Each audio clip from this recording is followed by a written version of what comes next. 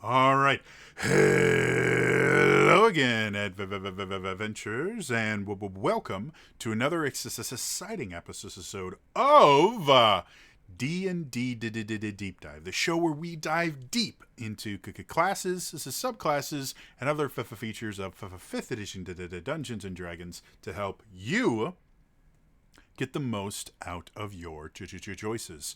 So, today, we are going to be finishing the fighters subclasses into Tasha's Cauldron of Everything by covering the Rune Knight. Just from the beginning here, I really like the idea of a Rune Knight. I like the idea of a character that can really just pick up any weapon they like, and by carving a rune into it, customize the weapon and make it their own. I think it's a really interesting idea. As we go over the features, we will figure out how well that kind of lives up to the idea of a Rune Knight, lives up to the actual mechanical aspects of it. But a quick refresher on how 5th edition class design works. I've been kind of slacking on this in recent videos. Every class should play uniquely from very early on in the class. Those things that make it play uniquely are, we call them the defining features of the class. They should show up in the first two levels. The defining feature of the fighter are the fighter gets more attacks than any other class. And this is kind of shows up with the ability Action Surge that they get very, very early on. I believe level 2. Or maybe level 1. One of these days, I will actually know what I'm talking about when I do this. A mind is a horrible thing to waste. Yeah, Action Surge is second level. Second Wind is first level. That's what it is. So, yeah, they get more attacks than any other class. Part of that is due to their Action Surge, and the other part is their extra attack feature, which they get at level 5. Gets progressively better. At level 11, they get 3 attacks, and then at level 20, they get 4. When you combine that with Action Surge, that means a level 20 fighter can make 8 attacks in a single round when they use Action Surge. So anything that a fighter subclass does should somehow build upon the idea that the fighter is going to be attacking more than anyone else. The other kind of defining feature of the fighter is they're meant to take a bit of damage and be able to keep going, which is kind of exemplified in the Second Wind ability. It's a first level of ability, and it lets them use a bonus action to heal themselves. And I got something in my eye. Ow. Sorry. It lets them heal themselves as they go. Another thing that doesn't count as a defining feature because it doesn't show up until level 4. Fighters get more feats than any other class. They get ability score improvements. I think they get 2 or 3 more than any other class. And this actually goes back to earlier versions of the fighter. In the 3rd edition specifically, fighters got bonus feats. Every other level, every 3 levels, I think it was. So this makes the fighter a highly customizable class, and that's what it's really built for. The thing that makes a fighter different from a paladin, the paladin is not quite as customizable, but they have these very defined things like their smite. The paladin can just, or the fighter can just be built so many different ways. You quite literally could have an entire party of fighters, and none of them would play this the same, depending on the feats that you took and the subclasses. I mean, we showed how versatile the fighter is when we talked about the Battlemaster builds. So everything about the Rune Knight should fit in there somewhere. Either it should make an emphasis on the extra attacks, should make them a little bit more resilient, or should have extra customizability features. So let's dive into the actual class features. Right at the third level, you get some bonus proficiencies. First off, you gain proficiency with Smith's tools, and you learn to speak, read, and write to Giant. Which, if you're not sure why Giant is in there, if there was a campaign, I believe it was season 4, called Storm Kings the Thunder. And what Storm Kings the Thunder was, season 4 of the Adventurers League it was Storm Kings the Thunder. It was the 4th hardcover adventure that Wizard of the Coast released for 5th edition to D&D. And Storm Kings the Thunder actually talks about how rune carving in Faerun specifically was something that giants created. And giants in general, their magic is rune based. They do a lot of rune carving and the things like that. So that's why you get to speak, read, and write giant, because you are literally using giant magic that was created and refined by the giants. Particularly, I believe the Storm and the Cloud Giants are the ones that used it the most often, because they're kind of at the higher up parts of the giant hierarchy. So yeah, pretty basic. The second thing you get at the third level is called Rune Carver, and this is really the defining aspect of this subclass. Effectively, you can use you can basically inscribe magic runes on your gear. You learn to 2 runes when you pick up this subclass at the third level, and then you learn additional runes as you level up in this subclass. 3 runes at 7, 4 runes at 10th, and then by 15th level, 5 of these 6 runes. The way these runes will work is when you finish a long rest, you can touch a number of objects equal to the number of runes you own, and you inscribe a different rune onto each of the objects. So each one of these runes can only be used once, and they have to be inscribed onto the weapon or armor or other item when you finish a long rest. It does mean every long rest you can inscribe the runes onto different things. But as we read the runes, it's not really going to change them a lot. There are specific things that you can inscribe the runes on. To be eligible, an object must be a weapon, suit of armor, shield, a piece of jewelry, or something else you can wear or hold in your hand. So, yeah, it does kind of define it, but something else like you can wear or hold in your hand really applies to almost anything in the game.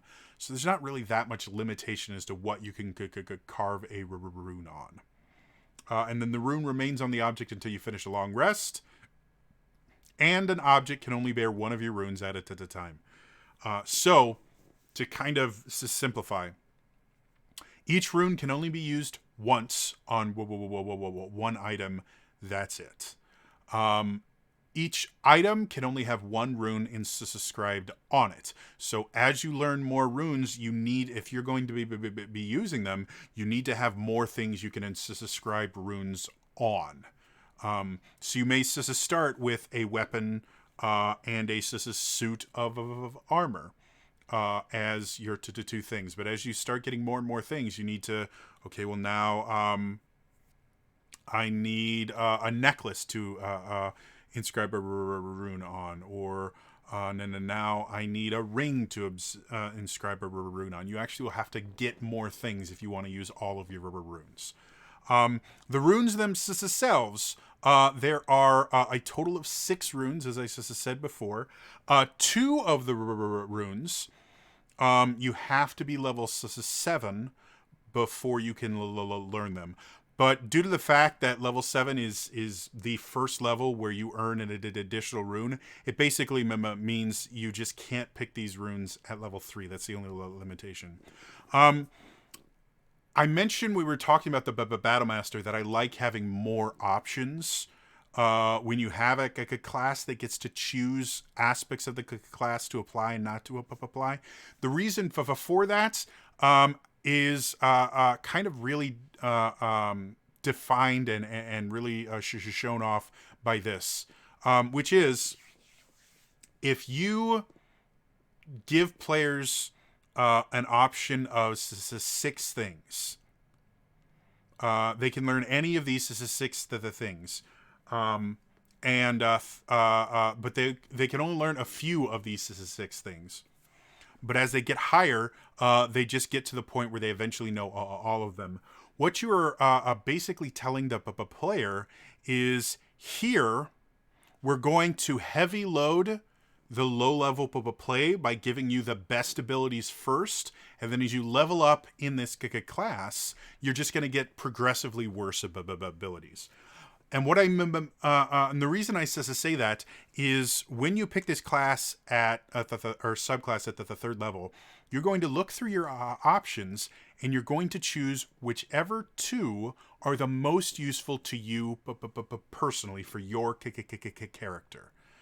It doesn't mean that these particular skills or runes are the best hands down, but for your particular character, you're picking the best ones first.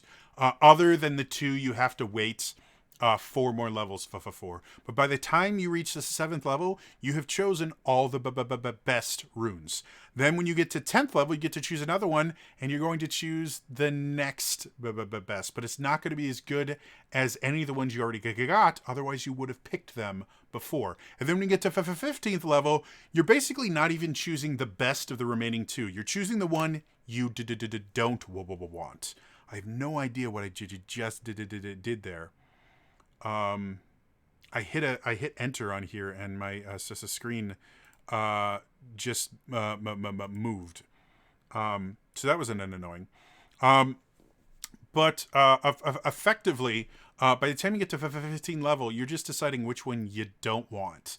And so the leveling up of a process of this, because you're going to get all but one anyway, the leveling up and none of them really combine with each other. So it's not like you can get some here and then when you get this other one, you're going to be able to, it's going to get better and better. No, you just get more and more abilities that you didn't want before, but now, I guess I'll take it because I have to take something.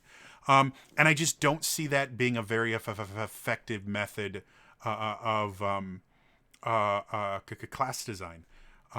You are basically ensuring that this class is super exciting to level up in the beginning, but the higher level you get the class, the more boring the level ups become, because you're getting abilities that don't fit your character.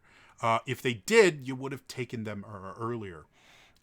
When you give a lot more options, like in general, I personally think you should have at least double the number of choices as you have available.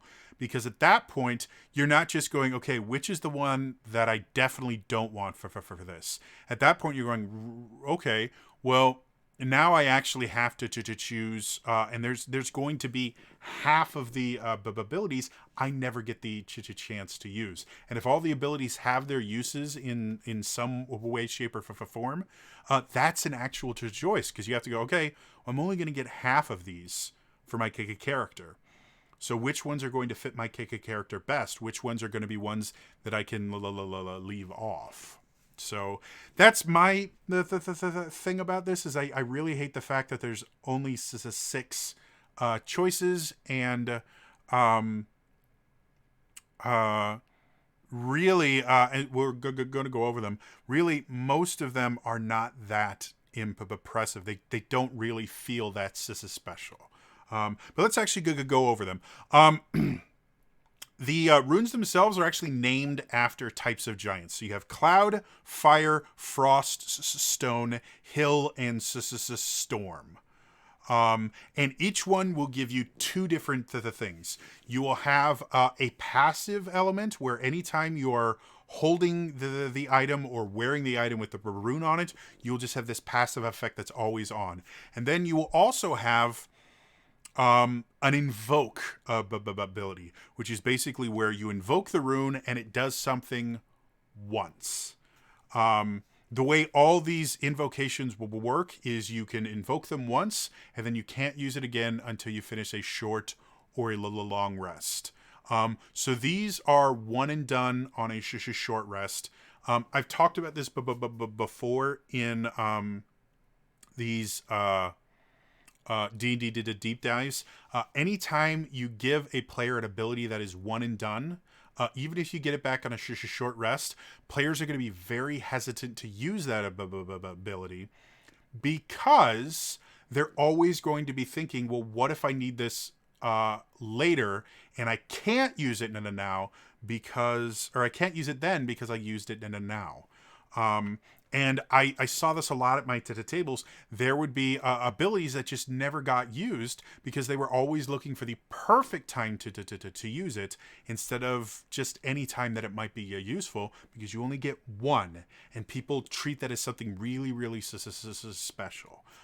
Even increasing uses to 2 changes things drastically, because now it's not I can never do that again until I get a shorter long rest. Now it's, I've used half of them, but I still have another one. And even when they only have one left, it's like, well, we've already been through one thing. I've used one of them before. I might as well use this one because there's a good chance I'm going to get both of them back in a little bit. So I'm always very hesitant about abilities that are one and done, and I think they should be something that's really powerful. These, your mileage may vary. So let's start going over the different runes with the Cloud rune. The innate ability of the Cloud rune is while wearing or carrying an object inscribed with this rune, you have advantage on dexterity, sleight of hand checks, and charisma deception checks. So very much kind of a thief emphasizing a rune. Both dexterity, sleight of hand, and charisma deception are abilities you use a lot if you are a rogue that does a lot of theft and things like that. Which I find weird because I've never thought of cloud giants as being sneaky. They're huge and they're not quite these storm giants where they're, casting spells and all this stuff, but they're still, I don't know. I've never thought of giants in general as being sneaky, but so that I find that interesting. I don't get the connection with cloud giants, but whatever. The invocation ability. When you see a creature within the 30 feet, or when a creature you can see within the 30 feet of you is hit by an attack roll, you can use your reaction to invoke the rune and choose a different creature within the 30 feet of you, other than the attacker. The chosen creature becomes the target of the attack using the same roll. The magic can transfer the attack's effects regardless of the attack's range. And then, again, you can only use it once per short or long rest. So that is a really interesting ability. And in a clutch moment, that can be massive. The necromancer you're fighting shoots a disintegrate that's about to end the campaign for one of your friends. Being able to switch that to another character that either switching it to a bad guy is the best case scenario. But if you can't, being able to switch it to another ally that can actually take the hits means you could be saving your allies' life. This one is going to be one that people really, really try to use on the most powerful attack a creature has. And that's where I kind of see the issue with it. I think it's an amazingly useful ability, but it's a single attack. Even in general, in a normal D&D day, They recommend in the Player's Handbook, and I believe it's in the Dungeon Master's Guide. It's either in both of them or in just the Dungeon Master's Guide. But they recommend your party should be going through, in a regular adventuring game, day, your party should be able to have 2 to 3 combats pretty easily, with at least one short rest in there somewhere. So D&D is built on the idea that between long rests, you're going to have, 2 to 3 combats minimum. You may have 4 or 5, and intermixed with the combats, you should be having a short rest, every, depending on how bad a combat is, you should be having a short rest, once or twice a day. When you factor that in general, that means you're going to be going through generally to 2 combats before you would get this back.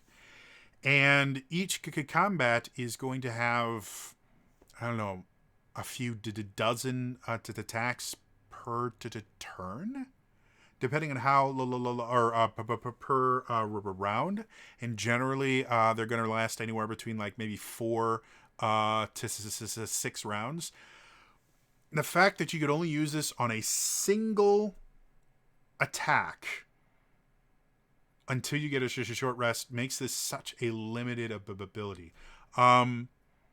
It's a really powerful ability in the fact that there isn't a roll that they make or anything. You just automatically move the attack.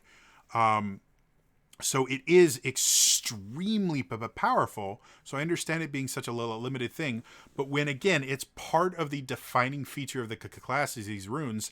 And this rune, the only thing you get is better sleight of hand and the ability to lie. And then once you get to transfer an attack to another creature, it just feels like kind of a wasted rune.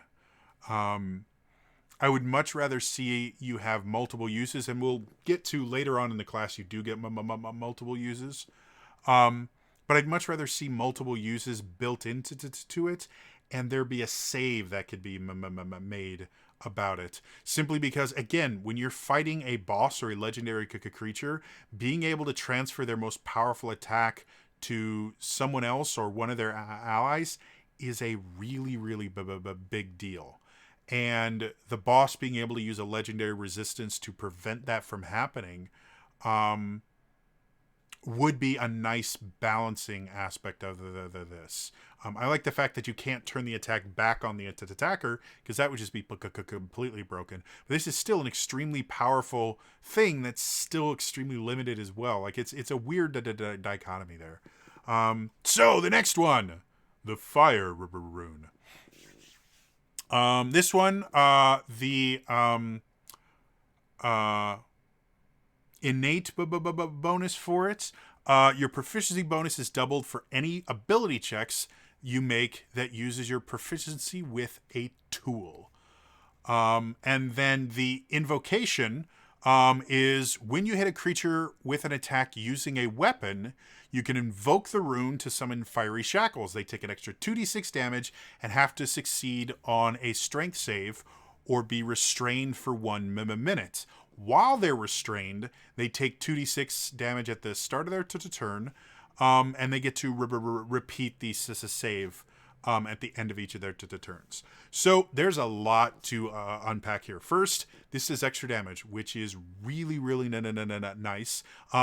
Again, because it mentions this is extra damage, that means this is a smiteable ability. And what I mean by that is Paladins, one of the things you learn when you're playing a Paladin is anytime you crit, you need to toss a smite on there. Because whatever the additional damage you would do for this smite, you will do double that damage because they take the additional damage and you're rolling the dice. So because this is an extra 2d6 fire damage, if you crit, it turns into an extra 4d6 of a fire damage, which is really, really useful. Restrained is an extremely useful thing to inflict. It means their speed is 0. They have disadvantage on all their attack rolls, and everybody's got advantage on attack rolls against them. It's really, really useful.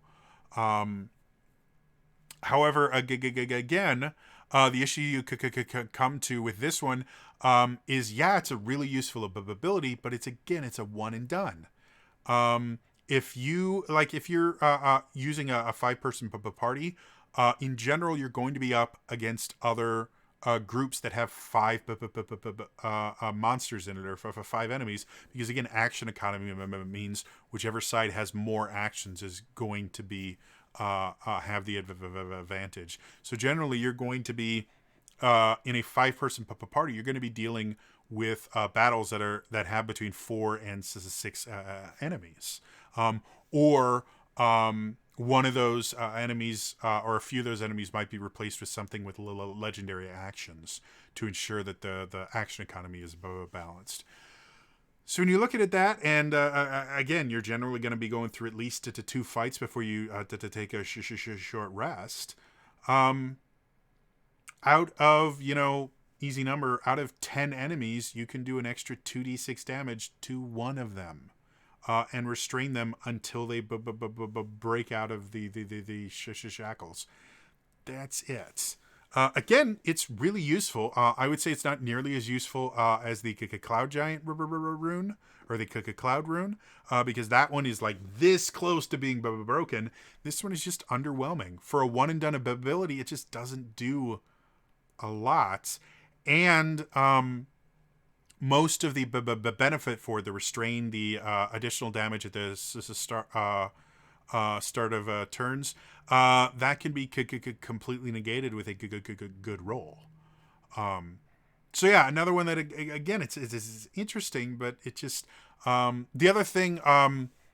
Proficiency bonus is doubled for ability checks that use your proficiency tools. Tools are so very rarely used in 5th edition. They are so rarely used. Xanathar's actually has an entire chapter about how to create more situations where you can actually use tools. That's how little people use tools. Unless you have a class feature that relies on you using a set of tools, like rogues will use thieves' tools all the time. Artificers might use tinker's tools all the time. That's really it. So giving you double your proficiency bonus on stuff that you never use just isn't useful. The innate ability for the fire rune, I don't see that being a selling point for this. The only real selling point is the invoke ability, and even that is a weak SSL. Next up, we have the frost wound. The innate ability, you have advantage on wisdom, animal handling, and charisma into intimidation checks, which is a weird combo. You're good with dogs and you're scary. Like it's just a weird combo. Wisdom animal handling checks are extremely rare to happen. Really, you kind of have to build your character around the idea that you want to be good with animals to ever really use an animal handling check.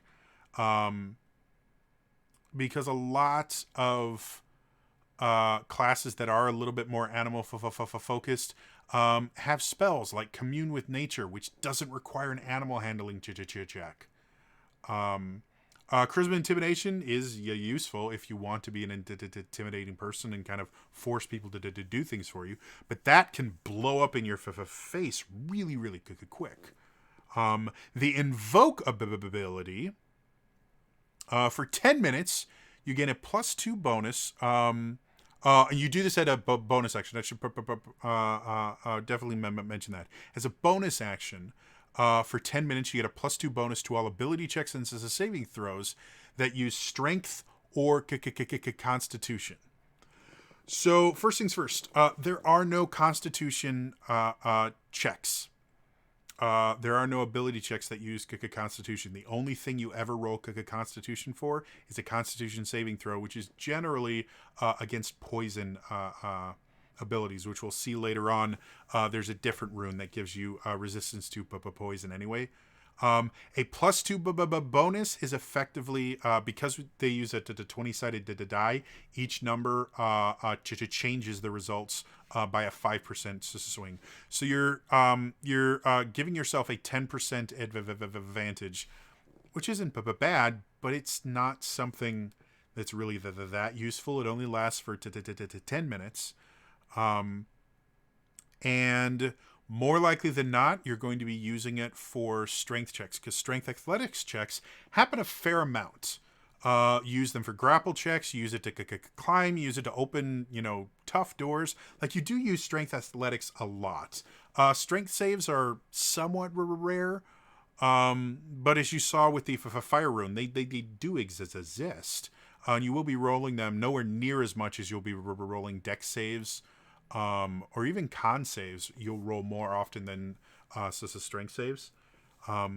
So it's interesting, but again, it's just for 10 minutes, meaning if you're doing like a skills challenge, there's a good chance that the effect will wear off before the party is able to complete whatever the challenge is. If you're using it in combat, there's just not that much in combat you're using a strength check for, unless you are a grappler style fighter. Which if you are, you were better off going Battle Master than you were the Rune Knight, but whatever. I don't see it being that useful. And again, with it how limited, when you compare the ability of the Frost Rune and the Fire Rune to the ability of the Cloud Rune, there is no comparison. The Cloud Rune is so much more useful and so much more powerful in that you get to auto redirect an attack to anyone else. No roll, no nothing. You just burn your reaction and you do it. It really makes the rest of them just seem weak. Next up, this is a Stone Rune. The innate ability is you have advantage on Wisdom Insight, and you have Dark Vision out to a range of 120 feet. Dark Vision is always useful, and the fact that it's improved to Dark Vision because you get it out to 120 feet is a unique selling point for this. Especially if you choose a class that doesn't have the Dark Vision. That can be super useful. I'm a big fan of the Insight skill. I don't think players use it anywhere near as much as they should, because most players only use it as a lie detector. There's so many other ways you can use Insight, because you're basically going with your gut on it. So I like that. I think that's actually useful. The invoked ability is when a creature you can see ends its turn within 30 feet of you, you can use your reaction to invoke the rune and force the creature to make a wisdom save. If they fail, the creature is charmed by you for a minute, and while they're charmed, they have a speed of 0 and are incapacitated. They get to repeat the saving throw at the end of each of its turns. And again, you can't do it again until you get a short or long rest. This one is really interesting. The ability to effectively incapacitate someone with a whiz save is really good. The other thing that's interesting, the charmed effect in general, most times you will get extra saves and the things like that, or it will just go away if you take damage. This doesn't stipulate that. A lot of times, things that will incapacitate you or paralyze you generally tend to be Constitution saves, not Wisdom saves. So this whole rune itself is really interesting. It can be extremely useful.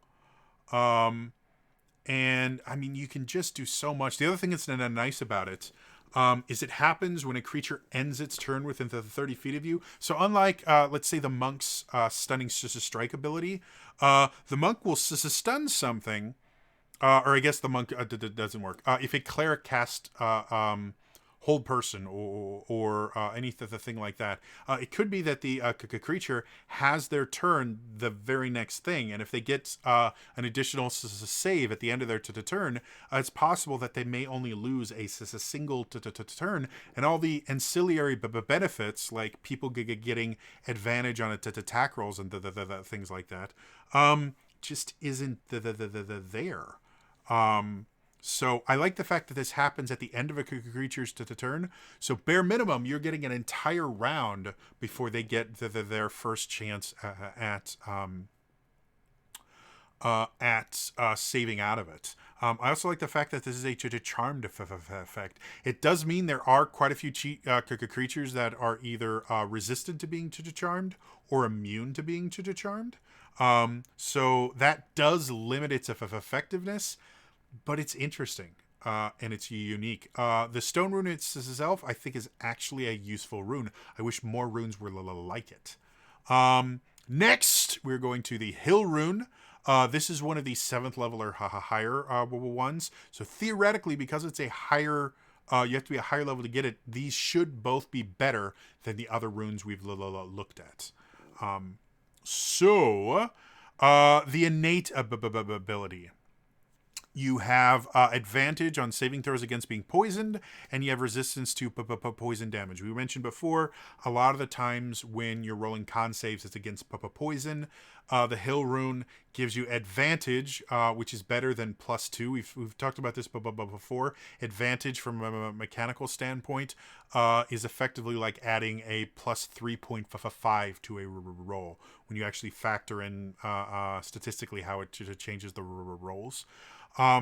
So this is a better way to deal with poison, and you have resistance against poison damage, which is really useful.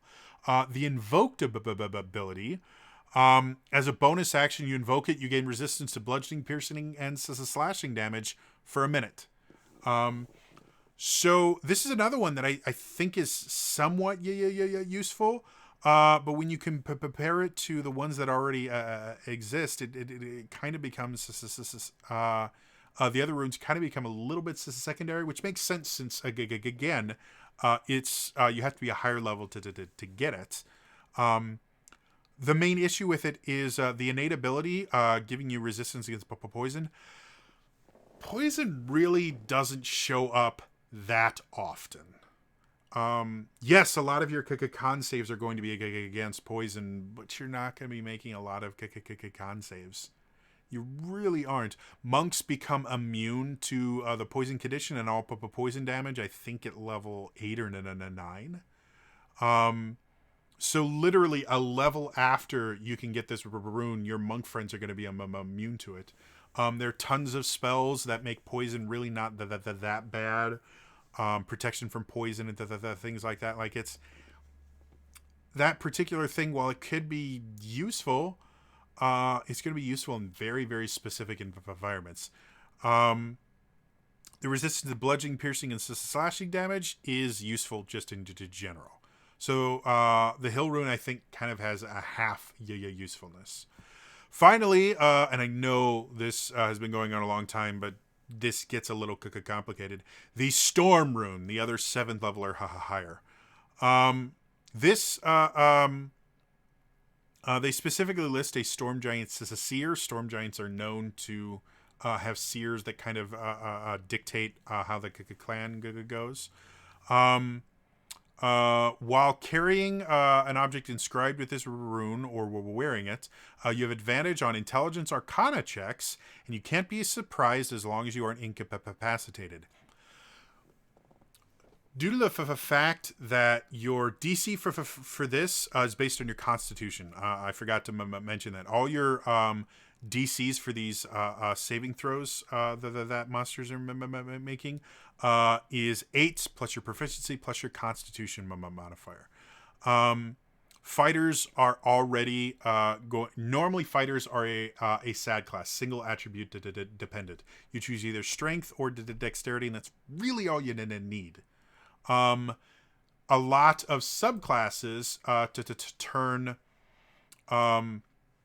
fighters into mad classes, multiple attribute dependent.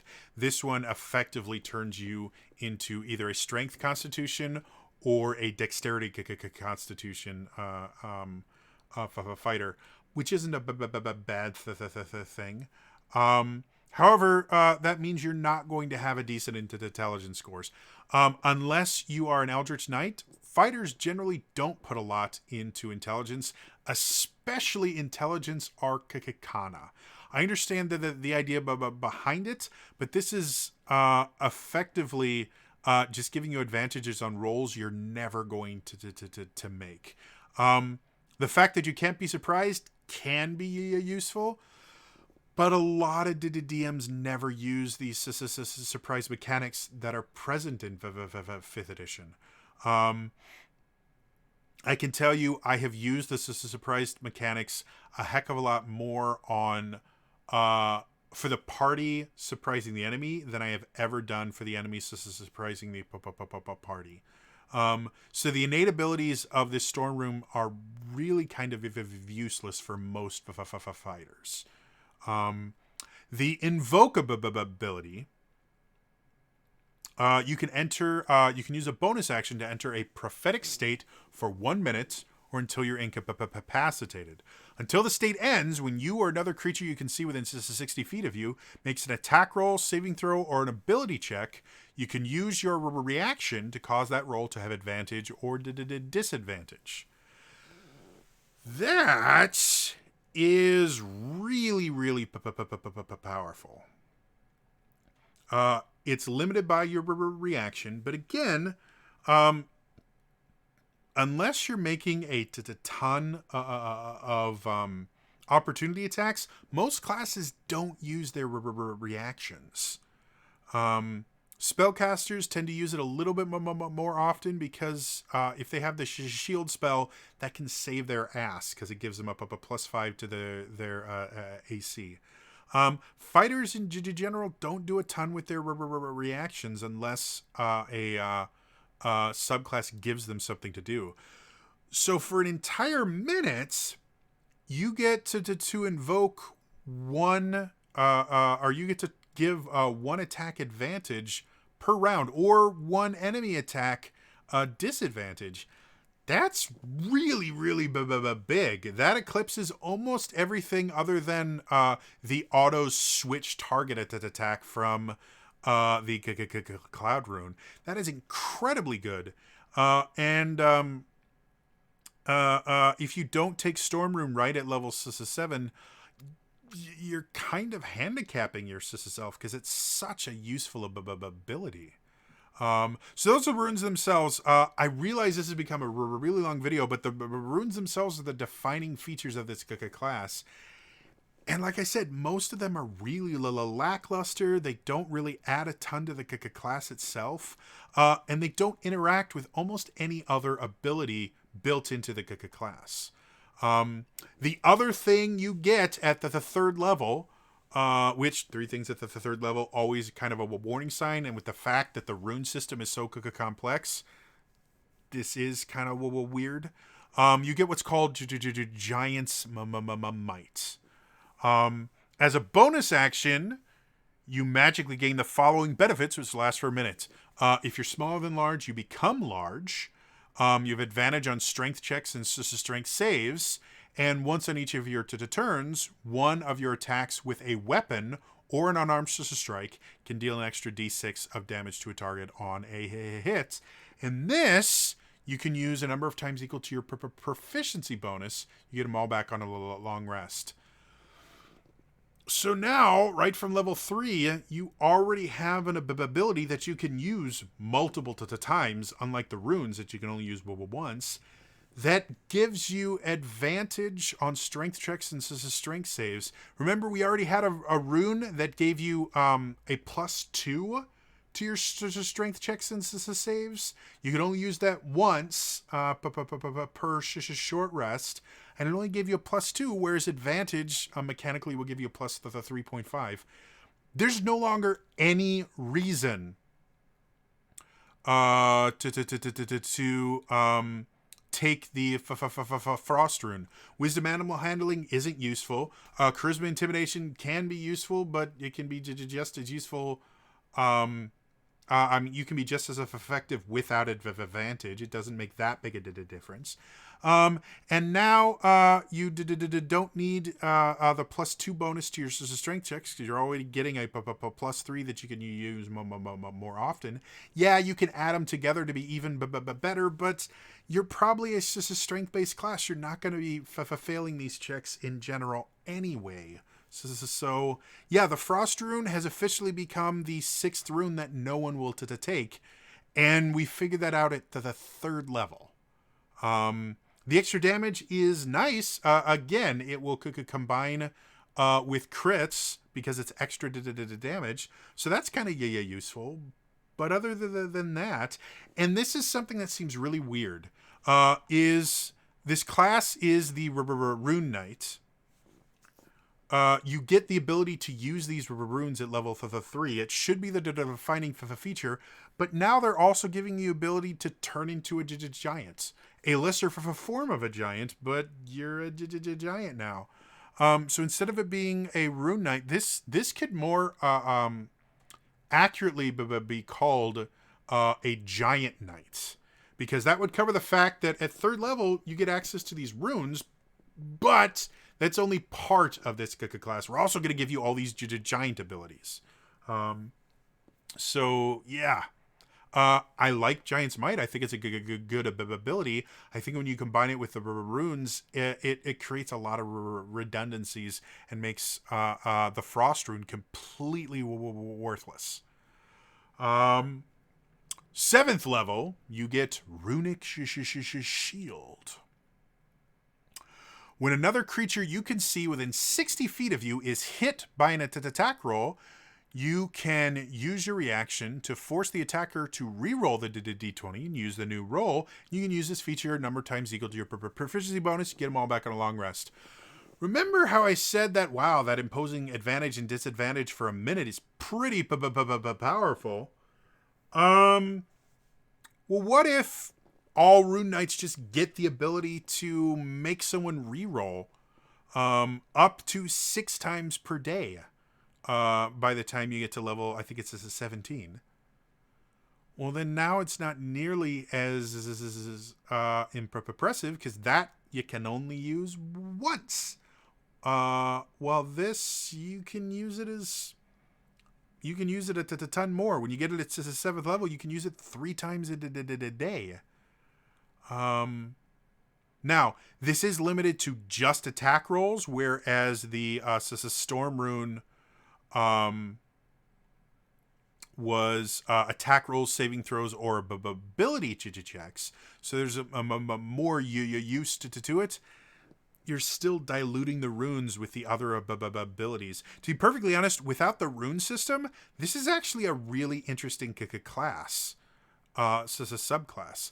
But every time they add something new, it trivializes one of the runes, almost to the point where this feels like 2 different subclasses that they just kind of merged together because they really couldn't find anywhere else to put the runes. They had this other really cool class idea, but they just couldn't figure out how to make a full class of runes, so they tacked the Rune Knight onto a separate class, the rune ability onto a separate class, and just called it the Rune Knight because it invokes pretty cool images.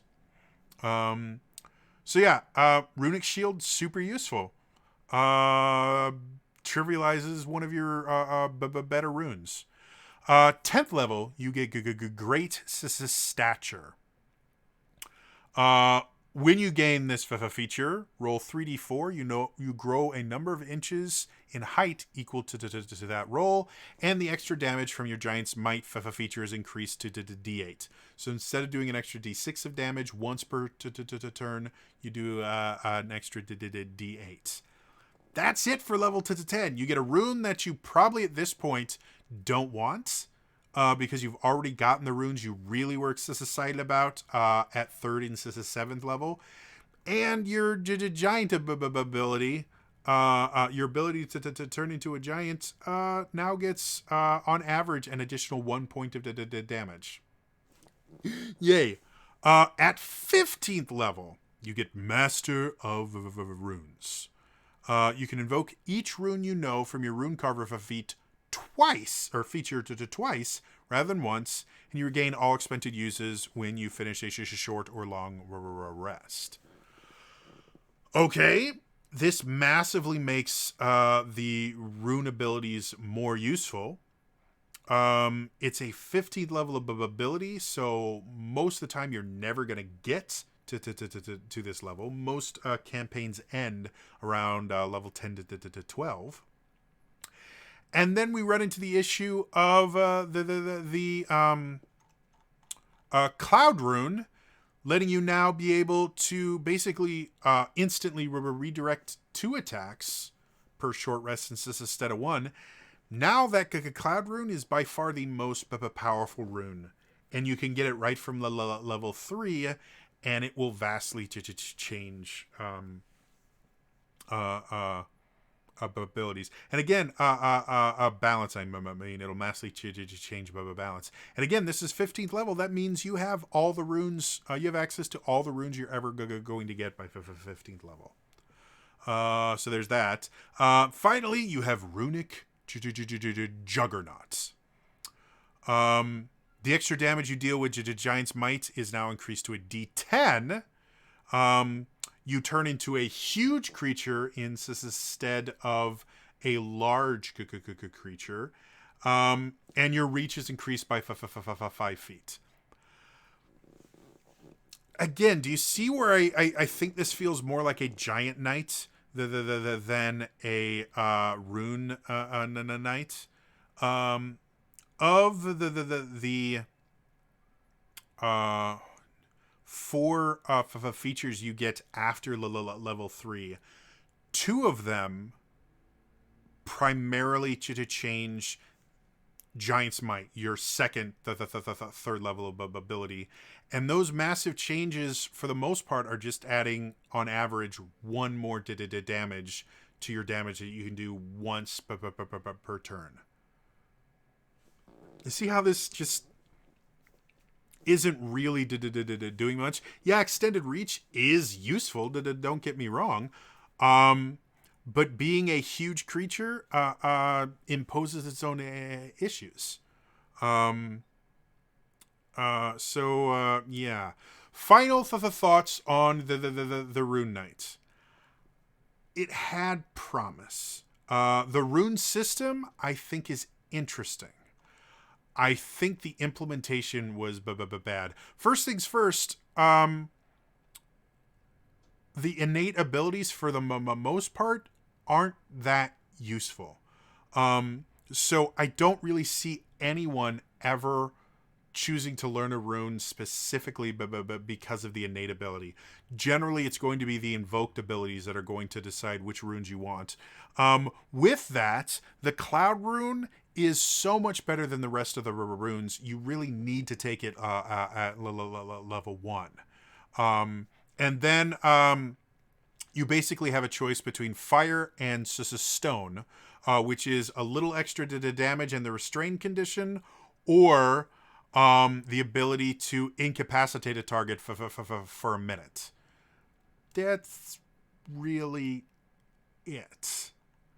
The Frost Rune we've already talked about is worthless. When you get to the 7th level, you can choose the rune that gives you resistance to bludgeoning, piercing, and slashing damage once per short rest, or the rune that you already at the 7th level gets a better version of that you can use more often. So quite literally, everyone that builds this class, I think will probably be taking Cloud Rune, and then either Fire or Stone Rune. And then it's the 7th level, they will take Hill Rune. And then 10th and 15th level doesn't matter, because those runes they're not going to care about. They've already gotten the quote-unquote good runes by the time they get to 7th level. I like the Giant's Might. I like Runic Shield. Basically, I like all the features that don't deal with runes. I think they're interesting features. And I think they could have built an entire class out of those features and just thrown the runic abilities out. The other issue I have with the runes is there's only 6 of them. If you're going to give someone a choice of 5 runes, you really should have at least 10 to 12 to make those choices have meaning. Because otherwise, it's just, okay, which are the best ones that you're going to choose at 3rd and 7th level, and then, okay, prepare to be disappointed for the rest of the time you level up this class, because you're going to be getting less and less useful things. If they were more useful, you would have taken them at earlier levels. So overall, not a fan of the Rune Knights. I think it's underpowered. I don't think it lives up to the ideas that it could have been. And this one's a hit and a miss. I believe this was another Unearthed Arcana one, and when I read it in Unearthed Arcana, if I remember correctly, because I don't think I actually did a D&D deep dive on it. Correct me in the comments below if I did, and I can't remember. But I just the Unearthed Arcana one was super powerful, and was massively broken. And they saw how powerful it was, and it seems like they just overcorrected the other way. And the overcorrection was so great that I don't see a way to really salvage this class without just building a new subclass. Like, it feels off. So many of the rune abilities just aren't effective. A lot of the subclass features trivialize the runes, which is what the class is, or the subclass is named after. It's weird. So anyway, that is going to be all for me today. If you enjoyed this, please hit the like button. It lets me know you like this, and it lets YouTube know you like this. And if enough people let YouTube know that you like this, they may let other people see it as well. So it's really important. Please hit the like button. Also, feel free to subscribe to the channel. Right now, I'm putting out like 10 or 12 of videos a week. Through Daily December and Mastering Astral Projection and did a D&D deep dive, Tasha's stuff. I'm just putting out a crap ton of videos because I'm unwell and I can't stop myself. So hit the subscribe button so all my videos get sent right to your subscribe box. And then also hit the notification bell because every so often I release videos at weird times, because that's how my mental health works. So to ensure that you don't miss any of my videos, just hit that notification button. In the comments below, this is one of the few things where I actually think I might be being a little harsh on this, just because I had this idea of what I thought the Rune Knight could be, and this didn't live up to it whatsoever. So in the comments below, what's your opinion on my take on this, and what's your personal take? Do you think I'm being a little bit mean? Do you think this is still going to be a really interesting, fun subclass to play? Or do you agree with me? This is just a lukewarm subclass that you don't see yourself personally ever building a character around. Let me know in the comments below. Otherwise, again, that is all for me today, and I will see you guys next time. All right? Bye-bye.